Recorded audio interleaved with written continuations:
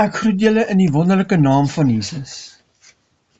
En ons gaan voort met hierdie wonderlike boek met al die beeldspraak en al die simbole, al die vergelykings wat vir ons sulke wonderlike openbaring gee van hoe die Heilige Gees in ons lewe werk en ons bring by daai plek wat ons hom sal ken en die krag van sy opstanding sal ken. Ons gaan na hoofstuk 1 vers 13 toe.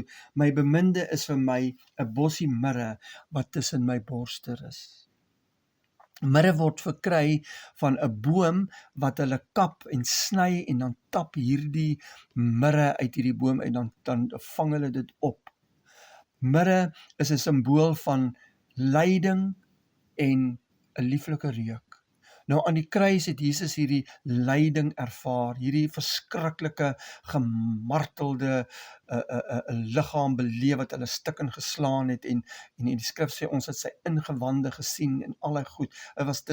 Dit was verskriklik. Hy daar gehang aan daai kruis, stukken geslaan, gebloei, maar so meer as het hulle omslaan het mirre, die reuk van mirre, het hy dit afgegee.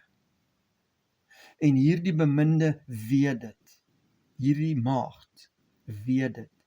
Sy sien dit en daarom het sy hierdie bossie mirre wat sy hier tussen haar borste hang, na aan haar hart. Het sy dat sy dit kan ruik, dat sy hierdie verlossingswerk kan ruik, dat sy kan ruik wat het hy vir haar gedoen. Die Engelse Bybel sê, he shall lie all night between my breasts. Die Afrikaanse vertaling het nie die woord nag in nie, maar in haar tye wat sy nag ervaar in haar lewe, wat sy so alleen voel, het sy hierdie reuk van mirre voortdurend geruik. En sy het geweet dit haar altyd haar herinner aan wat hy vir haar gedoen het, al voel dit vir haar miskien of sy tye alleen is en hom nie ervaar in haar lewe nie. Tog het sy geweet, sy hierdie mirre ruik, dat sy dit herinner haar aan hom. Hoofstuk 1 vers 14 sê, my beminde is vir my 'n tros hennablomme in die wingerde van Engedi. Nou hennablomme was gebruik om vertoon te word vir versiering. Nou Engedi was die woestyn waarna toe Dawid gevlug het. Nou in die woestyn was daar wingerde geplant en onder die wingerde het hulle hierdie hennablomme geplant. Nou in 'n wildernis in die woestyn kry jy nie hennablomme nie. Maar hierdie hennablomme was onder hierdie wingerde geplant. Nou daar's ook 'n diep mystery rondom dit, maar kom ons gaan aan. Hy versier haar lewe gedurig deur soos hennablomme in 'n wildernis. En hennablomme beteken die fontein van die lam. Sy ervaar gedurig hierdie fontein wat in haar is. Johannes 4 vers 14 sê, maar elkeen wat drink van die water wat ek hom sal gee, sal in ewigheid nooit dors kry nie, maar die water wat ek hom sal gee, sal in hom word 'n fontein van water wat opspring tot in die ewige lewe. Sy het by hierdie fontein van lewe uitgekom, en hierdie fontein van lewe gee sy ook oor vir die wêreld. Nou henneblomme kry jy in 'n dorre woestyn, en baie keer kom ons in plekke wat ons sien, maar die Here se teenwoordigheid is hier nie. Hier is net wêreld, dis dor en droog, maar in daardie dorre droë plek het sy hierdie henneblomme vertoon. Sy het van Christus gepraat, sy het getuig van hom, sy het vir die mense vertel van hierdie fontein waarby sy drink, wat haar nooit laat dors kry nie. Hoofstuk 1 vers 14, hoe mooi is u tog, my vriendin, hoe mooi is u tog, u oë is soos duwe. Nou, 'n duif oë kan nie in sy kaste ronddraai nie. 'n duif oë kan net een voorwerp op 'n slag sien. So haar visie is net Christus en hom alleen. Sy kyk nie rond nie, sy loer nie na ander goed nie. Sy kyk net vir hom. Hy is haar enigste visie. Sy sien net een voorwerp op 'n slag en dit impliseer doelgerigte visie. Haar oë is op hom alleen gerig. Die duif verwys ook na die Heilige Gees. Hy kyk na hom met geestelike openbaring. Sy kyk na hom met geestelike openbaring en sien die heerlikheid van die kruis raak. Sy sien haar dood saam met hom, die nuwe lewe wat sy ontvang het, die verlossing wat sy deelagtig geword het en nog baie meer. 'n Duif het ook nie 'n galblaas nie. Daarom sien sy geen bitterheid, daarom sien hy geen bitterheid in haar nie. Net sagtheid en oë vol liefde vir hom. 'n Fontein laat tog nie uit dieselfde oog vars en bitter water uitborrel nie. En as ons gaan kyk in Matteus 6:22, die lam van die liggaam is die oog. As jou oog dan reg is, sal jou hele liggaam verlig wees. 2 Korintiërs 3:18 sê, en terwyl ons almal met onbedekte gesig soos in 'n spieël die heerlikheid van die Here aanskou, nou sien ons hoe hierdie maagd hierdie koning aanskou, hoe hierdie bruid vir Jesus aanskou met 'n eenoogvisie. Nou 2 Korintiërs sê, as ons die heerlikheid van die Here aanskou, word ons van gedaante verander na dieselfde beeld. Ons verander van heerlikheid tot heerlikheid as ons visie doelgerig is op Christus. Dan verander ons na dieselfde beeld. Is dit nie wonderlik nie? Hoofstuk 1 vers 16 sê, hoe mooi is U tog my beminde, ja lieflik, ook is ons bed in die groenigheid. Die bed simboliseer dat sy rus gevind het, en groenigheid simboliseer dat sy versorg is en voedsel ontvang het. Sy het geëet van die groenigheid en gaan voel hoe dit is om te wy by die waters waar daar rus is. Sy het rus gevind. Hier in die middags van haar lewe het sy rus gesoek en sy het dit gevind. Sy weet nou waar die skape wy. Die warboel in haar binnewêreld het tot stilstand gekom en haar aandag is ten volle op hom gerig. Jesus sê tog, hy sê, kom na my toe almal wat vermoeid en belas is en ek sal julle rus gee. En sy het hierdie rus gevind. Aan die tafel van haar beminde het sy voedsel ontvang wat haar honger gestil het. Daar was haar primêre behoefte voedsel, maar hier is sy gevoed en die klem lê op rus. Sy kan nie rus, jy kan nie rus as jy honger as jy honger nie gestil word nie.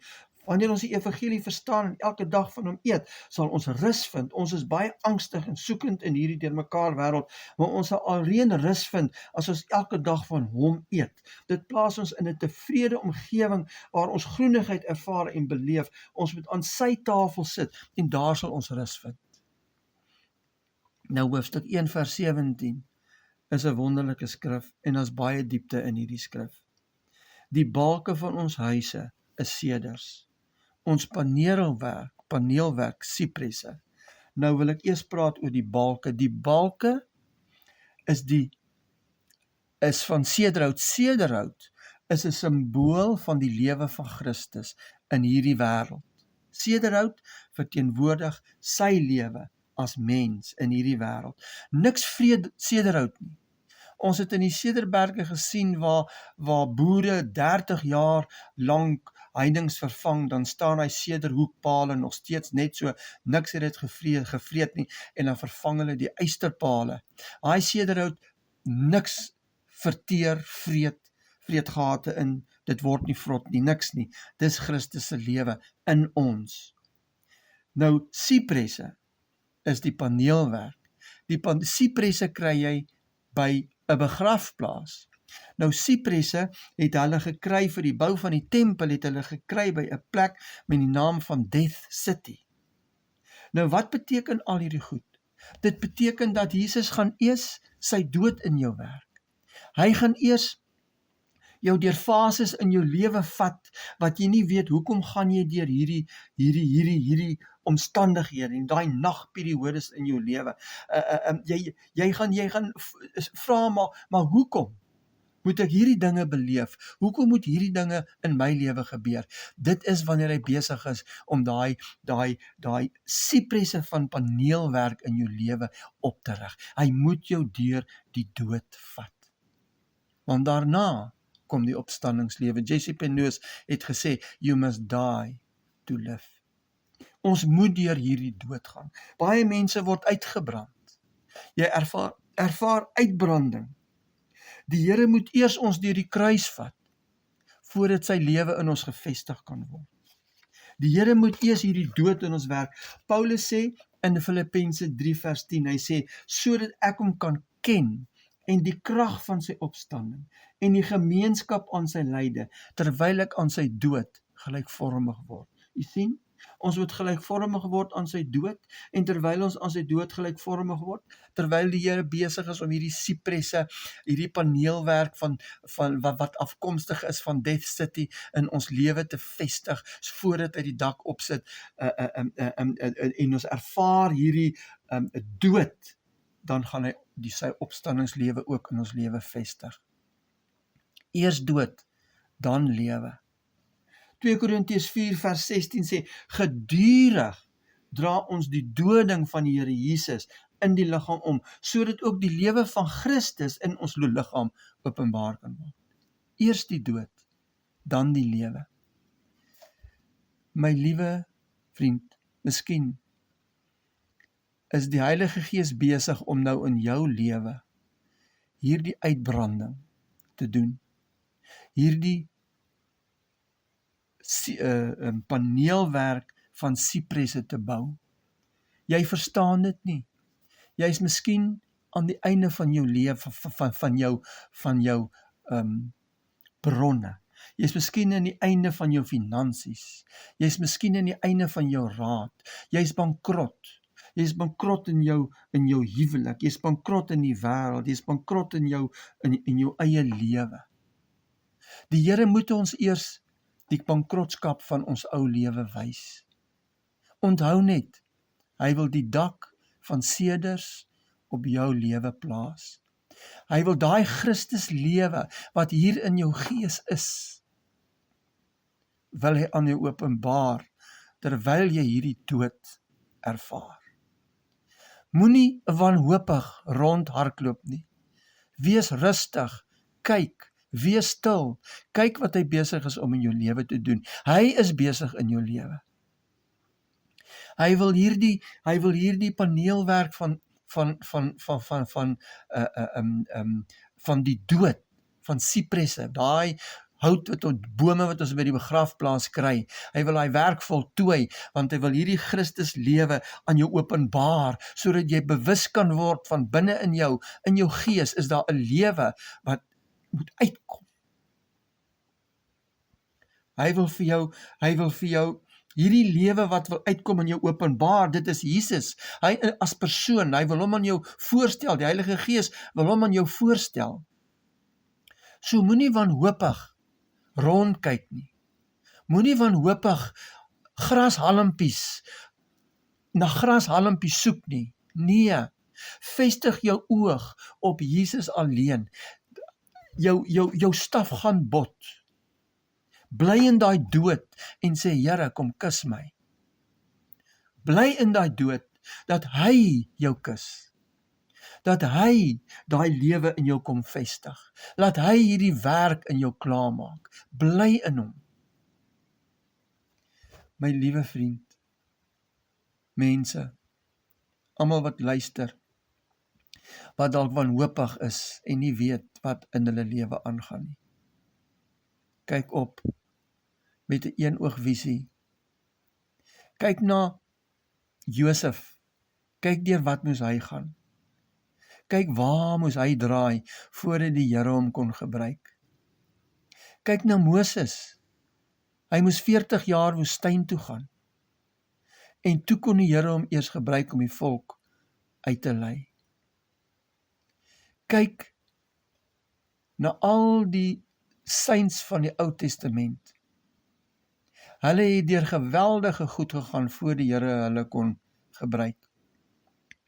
Nou, vir ons het hy sy lewe gegee. Hy het daai Christus lewe in ons geplaas. Maar ons vlees is so sterk, maar dis corrupted beyond repair. Hy moet ons deur fases in ons lewe vat, waar ons hierdie dood ervaar, dat ons kan sien, maar ons kan nie op hierdie vlees van my vertrou nie. Hy moet ons wys hoe ons lyk. Hy moet in ons lewe werk, om ons te wys dat hierdie vlees is bankrotskap. Ons kan nie op onsself vertrou nie. Dan gaan hy sy lewe aan jou openbaar. Hy gaan sy Christus lewe vestig, wat alreeds in jou gees is. Hy gaan hom vestig met hierdie transformasie wat in jou siel is. En hy gaan jou gees, siel en liggaam onberispelik heilig maak.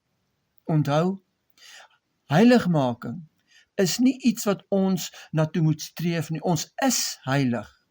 En ons moet vanuit heiligmaking leef. Oorwinning is nie iets waarna toe ons moet werk nie. Oorwinning is, Christus is die oorwinnaar in ons. En ons moet vanuit hierdie opstandingslewe leef. Ons moenie na oorwinning toe leef. En jy gaan nooit daar uitkom nie, want jy het dit alreeds. Jy is alreeds 'n oorwinnaar. Jy is alreeds heilig. En ons moet vanuit hierdie posisie van heiligmaking en oorwinning leef. Ons moet toelaat dat Christus ons lewe word, want hy is ons enigste lewe. Paulus sê, want Christus wat ons lewe is, hy is ons enigste lewe. En ons moet vanuit hierdie posisie leef. Moenie probeer om heilig te wees nie. Maar sê, Vader, kom haal al hierdie tentakels uit my lewe uit met die Heilige Gees, deur hierdie paneelwerk van sipresse wat U in my lewe gaan doen. Kom haal al hierdie goed uit, sodat ek vanuit hierdie oorwinningslewe en hierdie heilige lewe kan leef. Ek bid, Vader, U weet dat dit baie seer is, wat met ons gebeur as U met ons werk. Maar ek prys U dat U vir ons lief is, en dat U net die beste vir ons wil hê. Help ons, om ons te onderwerp aan U, en ook dat U die werk waarmee U in ons lewe besig is sal klaarmaak, en vestig die opstandingslewe, die Christuslewe, daai nuwe lewe, wat ons dit ook al wil noem, Vader, vestig dit in ons lewe, sodat dit U sal behaag, en sodat U daardeur verheerlik sal word. Amen.